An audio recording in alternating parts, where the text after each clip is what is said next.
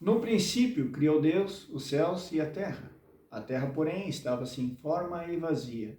Havia trevas sobre a face do abismo, e o Espírito de Deus pairava por sobre as águas. Vocês querem entender por que Lúcifer, o anjo de luz, como diz as escrituras, tanto em Ezequiel como no livro de Isaías, porque esse ser, esse querubim da guarda ungido, que era perfeito em todos os seus caminhos, como esse anjo se rebelou contra Deus? Irmãos, vamos primeiro nos ater a um ponto muito específico. Esse anjo era perfeito. Não havia, digamos assim, absolutamente nada de errado com ele.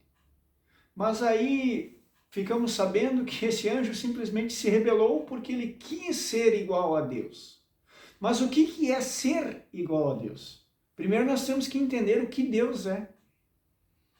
Deus é amor, Deus é justiça, Deus é santidade.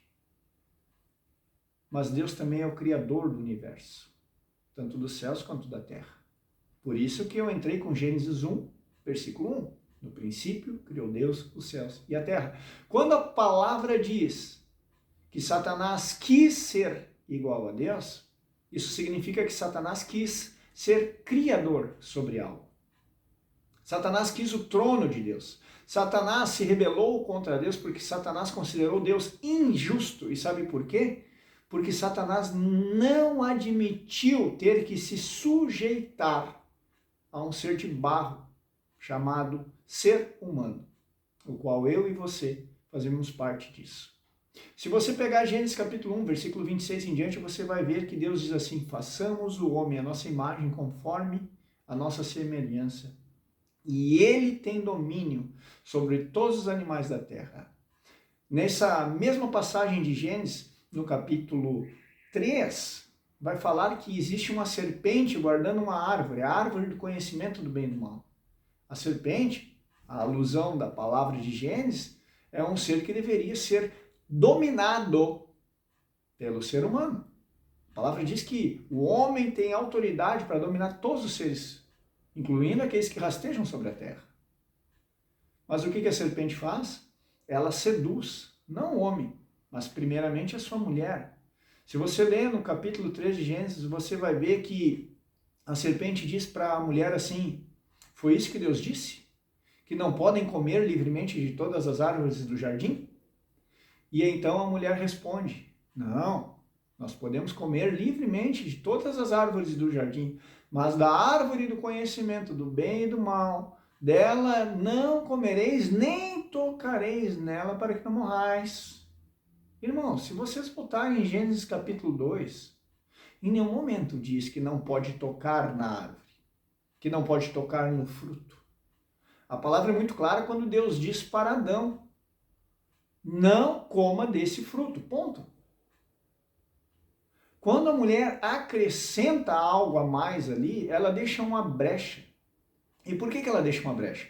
Porque nós temos aqui duas concepções para interpretação. Ou ela aumentou, ou o próprio Adão acrescentou o não tocar com um receio que a mulher se aproximasse do fruto. A Bíblia não esclarece isso para nós. Então nós temos que tentar trazer um entendimento. Mas a verdade é absoluta. E a verdade é: o não tocareis foi acrescentado. Aí há divergências de interpretação, mas o que acontece é que a serpente responde exatamente assim: é certo que não morrereis. Pelo contrário, Deus sabe que se vocês comerem desse fruto, vocês serão como deuses, conhecedores do bem e do mal. E isso desperta uma curiosidade numa mulher que foi formada adulta. Ela não foi um bebê amamentado que cresceu e foi ensinado. Ela era uma mulher adulta, nascida da costela de Adão. Assim como Adão era um homem adulto, formado em sua forma adulta e que estava aprendendo os caminhos do Senhor. A Bíblia não deixa claro se eles chegaram a comer da árvore da vida. Deixa subentendido que nunca comeram da árvore da vida. Porque se eles tivessem comido da árvore da vida, eles teriam vivido eternamente. Sabemos que Adão viveu mais de 900 anos. A palavra não especifica sobre a vida de Eva, mas sabemos que Adão viveu mais de 900 anos. Por que isso? O pecado gera morte. Naquela época não existia tanto pecado. Adão cometeu o pecado da desobediência, de não ter ouvido a voz do Senhor, e consequentemente foi expulso do jardim. Mas o que eu quero dizer com isso? Eu quero dizer que quando Eva pega do fruto, segura na sua mão e ela vê que nada acontece, ela prova. Porque ela tinha no seu coração subentendido que se ela tocasse, ela morreria. Não comereis e nem tocareis nele.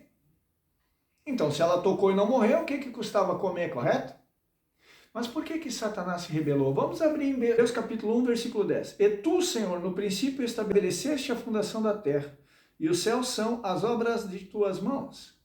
Eles perecerão, mas tu permaneces. E todos eles envelhecerão, como acontece com a vestimenta. E como um manto tu irás dobrá-los, e eles serão mudados. Mas tu és o mesmo, e os teus anos não falharão. Mas a qual dos anjos disse ele alguma vez? Assenta-te à minha destra, até que ponha os teus inimigos por escabelo dos teus pés. Versículo 14 é o versículo de entendimento. Não são todos os anjos espíritos ministradores enviados para servir aqueles que serão herdeiros da salvação? Ou seja, os anjos foram criados para servir a Deus e para servir os filhos de Deus. Vocês acham mesmo que um ser como Lúcifer, o querubim da guarda ungida, se sujeitaria a servir a humanidade? Vamos abrir em Apocalipse. Apocalipse capítulo 19, versículo 10. Então, eu, João, caí aos pés do anjo para adorá-lo. E o anjo me disse, atenta que tu não faças isso. Eu sou teu conservo e conservo de teus irmãos, que têm o testemunho de Jesus Cristo. Adora somente a Deus. Amém? O anjo se coloca em igualdade com um homem carnal, um homem natural, falho, pecador como João. É evidente que João andava no Espírito e é por isso que ele teve toda a visão de Apocalipse.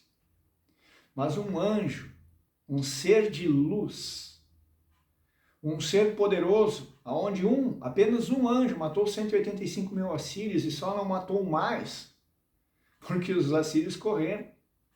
O anjo olha para João e diz assim, eu sou teu conservo. E ali no capítulo 1 de Hebreus nós lemos que os anjos são espíritos ministradores à disposição para servirem aqueles que hão de herdar a salvação. Eu pergunto, você vai herdar a salvação? Você é salvo? Você crê nisso? A rebelião de Lúcifer acontece no momento em que ele descobre que quem iria governar a terra seria a humanidade. E o que ele faz? Ele rouba a autoridade do ser humano, porque ele queria ser Deus, ele queria governar. Ele queria para si esse título, e Deus concedeu a mim e a você. Oh, Senhor Jesus, mas então o que faremos? O Espírito Santo veio, o Consolador veio, através da morte e ressurreição do Senhor Jesus Cristo, para entrar dentro do nosso coração. E quando eu falo coração, eu não estou falando de um órgão de carne que bombeia sangue, que dá vida para a nossa natureza carnal. Não. Eu estou falando de mente, vontade, emoções e consciência. É isso que constitui na esfera espiritual o nosso coração. E esse ser caído, através do fruto do conhecimento do bem e do mal, ele inseriu dentro de nós o seu veneno, nos corrompendo e nos transformando à imagem de Satanás. Oh, mas eu sou a imagem de Deus. É mesmo? As tuas atitudes no dia a dia provam se você é realmente um filho de Deus ou um filho do mundo. E nós sabemos que o mundo jaz no maligno, que Satanás é o príncipe desse mundo, já julgado, mas será ainda condenado quando Cristo voltar, lançar no lago de fogo a besta, o falso profeta, e aprisionar o dragão por 1000 anos. E então haverá o início do governo milenar. Irmãos, essas palavras são para quem são maduros na fé. Eu estou deixando bem claro aqui para vocês que Lúcifer se rebelou contra Deus porque ele queria governar a terra. E ele roubou de nós a autoridade da terra para governar esse mundo. Se existe hoje tanta maldade no mundo, se existe tanta injustiça, tanta desigualdade social, tanta maldade, não é por culpa de Deus, é por culpa nossa. Porque nós ainda fazemos a vontade do diabo. Vocês querem que eu prove isso? Vamos abrir nossas Bíblias. No livro de Gálatas, capítulo 5, do versículo 19 em diante. As obras da carne são manifestas e aqui estão: adultério, fornicação, impureza, lascívia, idolatria, feitiçaria, ódio, discórdia, rivalidade, ira, porfia, rebeliões, heresias, invejas, homicídios, bebedeiras, orgias e outras coisas semelhantes. A respeito dessas coisas eu vos falo, como já vos falei outrora, que os que praticam tais coisas não herdarão o reino de Deus. Agora eu pergunto para os irmãos, esses sentimentos não estão dentro do nosso coração? Sim ou não? Jesus não deixou muito claro que é do coração do homem que procede toda a maldade do mundo? E a gente não acabou de entender que coração não é um órgão de carne bombeando sangue, mas sim a nossa mente, vontade, emoções e a consciência? João falou na sua primeira epístola, no capítulo 3, que se o nosso coração nos acusa, Deus é maior que o nosso coração e sabe todas as coisas. O Espírito Santo está dentro de mim e dentro de você para transformar o nosso coração de algo pecaminoso em algo santo. A imagem e semelhança de Deus. E quem é a imagem e semelhança de Deus que vem em carne e nos trouxe o modelo do monte, o modelo perfeito que deve ser o nosso guia? Como Paulo dizia, sede meus imitadores, como eu sou imitador de Jesus Cristo. Bingo! Jesus Cristo é o nosso modelo. Ele veio para nos dar o exemplo. Ele disse, o servo não é maior que seu Senhor. Como eu procedi, vocês devem proceder. Por que Jesus, sendo santo, teve que ser batizado por João Batista? Por que Jesus, não tendo pecado, teve que ser tentado por Satanás? Para nos dar o exemplo, irmãos. Por que Jesus, sendo santo, teve que fazer jejum se a maldade não habitava no coração dele? Ele era um ser santo e puro, misturado num mundo de pecadores. E ele não se deixou contaminar. Quando Pedro corta a orelha do sumo sacerdote, e Jesus olha para ele e diz assim, Pedro, guarda a espada, porque se eu quisesse, eu rogava ao Pai, e o Pai me mandaria mais de 12 legiões de anjos. Lembra que eu falei que um único anjo matou 185 mil? Imagina 12 legiões. Cada legião tinha 6 mil anjos, dá 72 mil anjos, e acabou o mundo. E nem tinha alma suficiente, nem tinha carne suficiente naquela época para os anjos.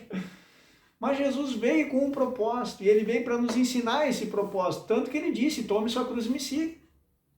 Pois quem procurar salvar sua vida, perderá. Por que vai perder a vida? Porque essa vida não é tua. Essa natureza não é sua. Você nasceu para ser santo, como está escrito, sede santos como eu, Senhor, sou santo.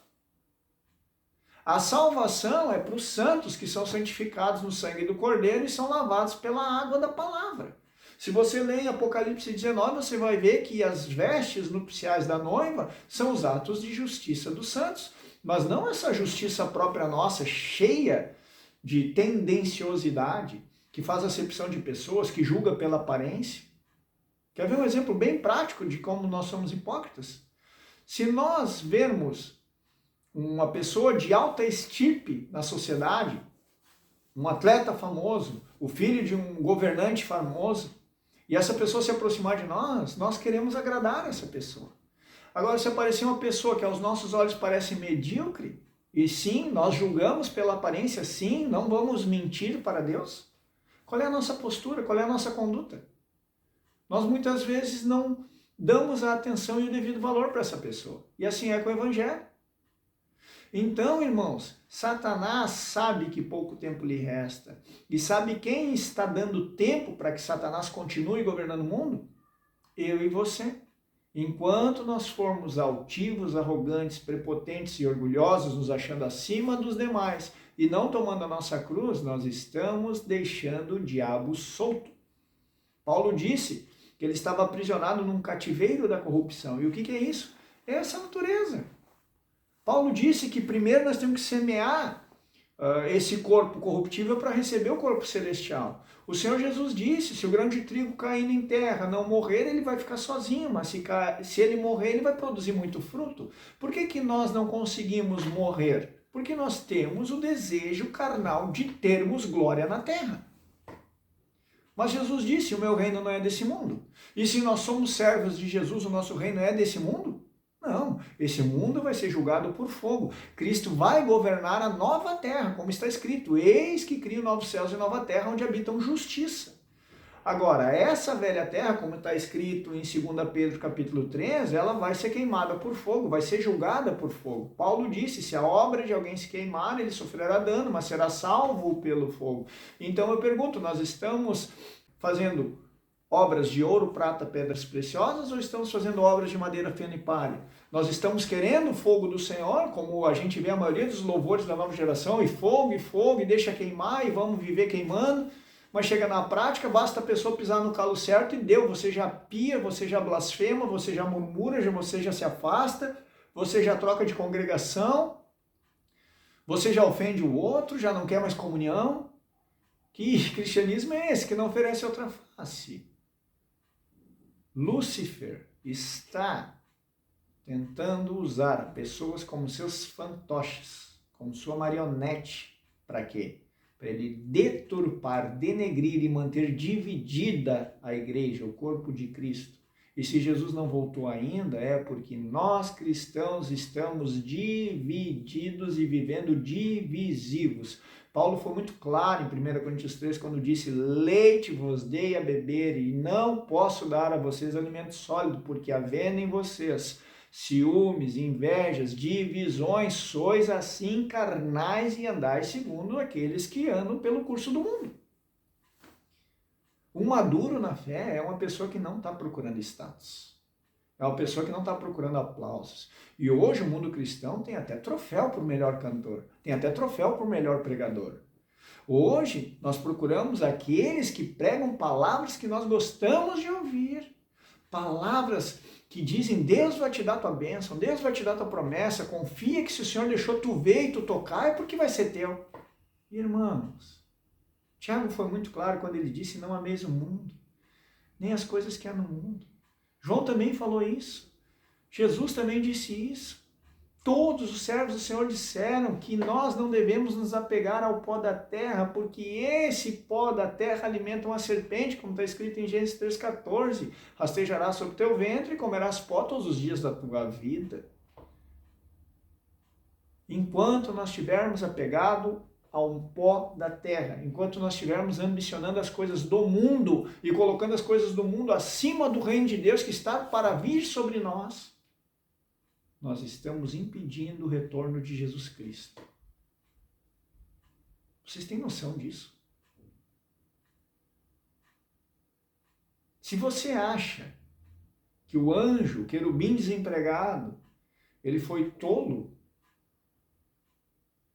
por ter se rebelado contra Deus, eu pergunto para você, de todos os seres do universo, qual é o único que Deus deu o direito de escolha, de escolher retornar ao princípio da criação ou ir para o lago de fogo, abraçado no dragão?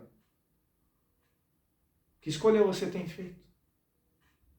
Pense nisso e arrependa-se, porque perto está o reino dos céus. Deus abençoe.